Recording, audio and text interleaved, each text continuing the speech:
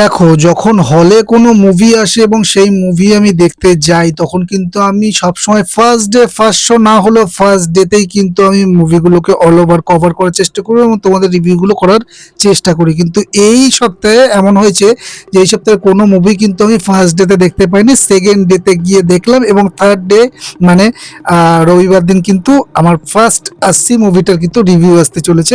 যদিও এটা গতকাল শনিবারই আমার দেখা হয়ে গেছে, কিন্তু রাতের দিকে দেখা হয়েছিল শোটা এবং শনিবার দিন প্রায় ২-৩টে বা ৩-৪টে মতো যা ভিডিও এসছে, সেই কারণের জন্য সেখানে একটা গ্যাপের দরকার ছিল। তো সেই কারণের জন্য আর রাত্রি ৯টা ৯:৩০ পরে গিয়ে আমি আর ভিডিওটা করলাম না। তো হ্যাঁ, তো রবিবার তোমরা সকালবেলায় এই আস্সি মুভির রিভিউটা তোমরা পাচ্ছ বা দেখছো। তো আস্সি মুভিটা কেমন লাগলো? দেখো, অনুভব সিনহার এই মুভিটা যখন ট্রেলার এসেছিল এবং সেই ট্রেলারটা আমি রিভিউ করেছিলাম, আমি তখন থেকে কিন্তু মুভিটা দেখার জন্য মুখিয়ে আছি। তাপসী পন্নার একটা দমদার অভিনয় আমরা দেখতে পাবো এবং তাপসী পন্না আর অনুভব সিনহার যে কম্বোটা কিন্তু আমাদের ভালোই লাগে। সে থাপ্পড় বলো, মুল্ক বলো, আর মুল্কটা তো মুল্কে যদিও তাপসী পন্না ছিল না, কিন্তু মুল্ক মুভিটা কিন্তু আমার দারুণ লেগেছিল অন্য কারণের জন্য। তো এই মুভিতে তাপসী পন্না এবং কানি কুসরুতিকে আমরা কেমন ভাবে পেলাম আর কেমন লাগলো তাদের অভিনয় এবং গোটা ওভারঅল মুভিটা কেমন হলো, একটা জ্বলন্ত বাস্তব সত্যি নিয়ে যে মুভি, যে আমাদের সমাজের একটা কলঙ্ক এবং সেটা অবিরাম চলে যাচ্ছে দিনের পর দিন, তো সেই নিয়ে একটা হার্ট হিটিং টাচিং মানে একটা মুভির ট্রেলার আমরা সেই সময় দেখেছি। তো মুভিটা কতটা আমাদের হার্ট হিট করতে পারলো, তো সেই ব্যাপারে কথা হবে। তো দিস ইজ যিশু আর তোমরা হচ্ছে চলো রিভিউ করি, চলো। তোমাদের সকলকে স্বাগত। যারা এখনো পর্যন্ত আমার চ্যানেলটাকে সাবস্ক্রাইব করেনি, প্লিজ চ্যানেলটাকে সাবস্ক্রাইব করে পাশে থাকো আর বেল আইকনটা প্রেস করে দিতে ভুলুন না, যাতে করে নোটিফিকেশনটা অন হয়ে যায়, তুমি সবার আগে আমার রিভিউগুলো দেখতে পারো। কথা হচ্ছে আস্সি মুভিটাকে নিয়ে। এই মুভির পরিচালক তো তোমাদের আগেই বললাম, অনুভব সিনহা, যিনি আর্টিকেল 15 এবং থাপ্পড়ের মতো সিনেমা বানিয়েছেন। আর কাস্টে আছে তাপসী পন্না, কানি কুসরতি, মোহাম্মদ জিসান আইয়ুব, কুমুদ মিশ্রা, মনোজ পাওয়ার, রেবতী এবং নাসিরুদ্দিন শাহ একটা ছোট চরিত্রে আছে। গল্পের বিষয়বস্তু যদি বলি, ভারতে প্রতিদিন গড়ে প্রায় ৮০টি ধর্ষণের ঘটনা ঘটে, আর এই ভয়াবহ পরিসংখ্যানকে কেন্দ্র করে সিনেমাটির নামকরণ করা হয়েছে। দিল্লিতে এক স্কুল শিক্ষিকা কানি কুসরতি যে শিক্ষিকার রোলটা প্লে করছে, তো সে মানে তিনি গণধর্ষণের শিকার হওয়া এবং তার আইনি লড়াইয়ের নিয়ে কিন্তু এই পুরো গল্পটা। গল্পে যদি পজিটিভ দিক বলি, দেখো পারফরমেন্সের দিক থেকে কিন্তু পাওয়ার হাউস পারফরমেন্স পাবে। কানি কুসরতির কথা বলছি। কানি কুসরতি একজন ভিকটিমের ট্রমা এবং নীরব আত্মনাদকে যেভাবে ফুটিয়ে তুলেছেন তা এক কথায় মাস্টার ক্লাস। অন্যদিকে তাপসী পন্না একজন লড়াকু আইনজীবী চরিত্রে বরাবরের মতোই কিন্তু সাবলীল অভিনয় করেছেন। আদালত কক্ষের দৃশ্যগুলো সস্তা মেলোড্রামা বর্জিত। এটা আমাদের আইনি ব্যবস্থার জটিলতা এবং সমাজের উদাসীনতাকে কিন্তু খুব সাহসিকতার সাথে তুলে ধরেছে। আর প্রতি ২০ মিনিট পর স্ক্রিনে ভেসে ওঠা পরিসংখ্যান দর্শককে কিন্তু মানসিকভাবে নাড়িয়ে দেয়। এই সময়টা কিন্তু আমার বারবার করে দুরান্তের ওই যে ফাইট মানে যে সময়টাই রেড হয়ে যায় স্ক্রিনটা, সেই সময় যে আমরা অডিও মানে শব্দগুলো শুনতে পাই, কথাবার্তাগুলো শুনতে পাই সেই দিল্লি তাজ অ্যাটাকের সময়টা, তো হ্যাঁ, তো সেই রকমই একটু মানে আসছিল। এবং এই জায়গাটায় অনুভব সিনহা কিন্তু আমাদের সেই হার্টটা হিট করতে চেষ্টা করেছে, সেই শক ভ্যালুটা দেওয়ার চেষ্টা করেছে। এই জন্য প্রত্যেক ২০ মিনিট অন্তর স্ক্রিনে এই পরিসংখ্যানগুলো কিন্তু ভেসে ওঠে, আর সেই জিনিসগুলো কিন্তু অত্যন্ত ডিস্টার্ব। এটা কেবল বিনোদন নয় এবং বরং সমাজের একটা অন্ধকার দিকের আয়না বলবো এটা। মোহাম্মদ জিসানারও একজন সাপোর্টিভ স্বামীর চরিত্র এবং মনোজ পাওয়ান একটা নেগেটিভ সাইডের চরিত্রে কিন্তু ভালো কাজ করেছে বলবো।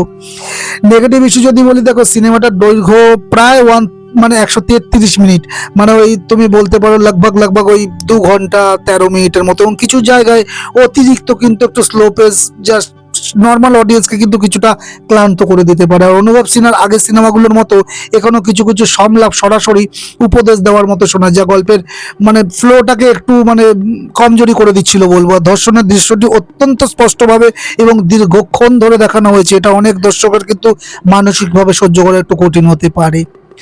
সিনেমাটিতে ভিজিল্যান্টিজম মানে আইন নিজের হাতে তুলে নেওয়া বা ছাত্রী ম্যানের যে সাইড স্টোরি আছে, তা মূল গল্পের গভীরতাকে কিন্তু কিছুটা ফিকে করে দিয়েছে বল।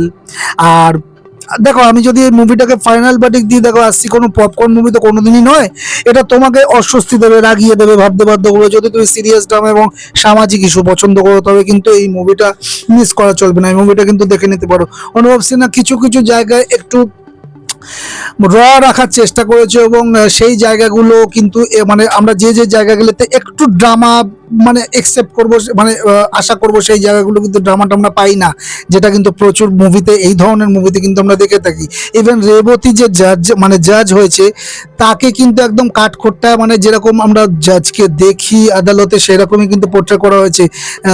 কানিকুর সাথে যে এরকম একটা নির্মম একটা পরিণতি হয়েছে সেই নিয়ে বা সেখানকার ব্যাপার নিয়ে কিন্তু কোনো রকম মুখের মধ্যে এক্সপ্রেশন বা কোনো কিছুর ওপর কিন্তু তার কোনো রকম সফট কর্নার কিন্তু ভেসে আসেনি সে মোটামুটি। আর এই বিষয়টাই কিন্তু এই মানে রিয়েলিজমের যে ছোঁয়াটা সেটা কিন্তু এই বিষয় বিভিন্ন বিষয় থেকে কিন্তু উঠে আসে। কারণ জাজ যে হয়েছে সে মানে অবিরাম এই ধরনের কেস তো পেতেই থাকে না, তো তার কাছে কিন্তু এটা একটা জাস্ট কেস, ঠিক আছে। তো সেই জিনিসগুলো মানে অন্য পরিচালক হলে যে ড্রামাটাকে মানে দেখাতো, তো সেই ড্রামাটা কিন্তু এখানে নেই।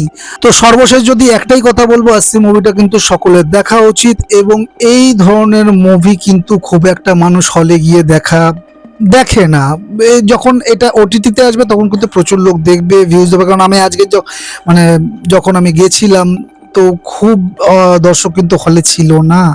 তো হ্যাঁ সেটাই বললাম যেটা যে এই ধরনের মুভি কিন্তু হলে লোকে ভিজিট করে না। আর আমার এই মুভিটা দেখতে দেখতে মানে এই মুভি যে ট্রিটমেন্টটা দেখতে দেখতে কিন্তু মাঝে মাঝে একটু লেগেছিল যে এই মুভিটা যদি ওটিটি প্ল্যাটফর্মে আসতো এবং মুভি না হয়ে যদি একটা সিরিজ আকারে আসতো তাহলে কিন্তু একটু বেশি ভালো হতো, তাহলে কিন্তু আরো কিছু কিছু জায়গাকে আরো এস্টাবলিশ করা যেতে পারতো, যেটা অনুভব সিনহা চেষ্টা করেছেন মুভিটায়। আর সেই কারণের জন্য মুভিটা দৈর্ঘ্য কিন্তু একটু বেড়ে গেছে মুভি হিসাবে।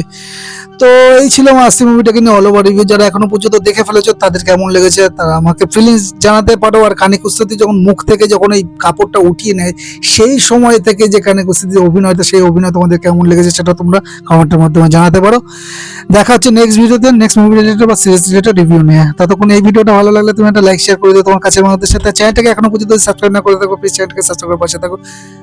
ততক্ষণ ভালো থাকো সুস্থ থাকো দেখতে থাকো। চলো রিভিউ করি, টাটা।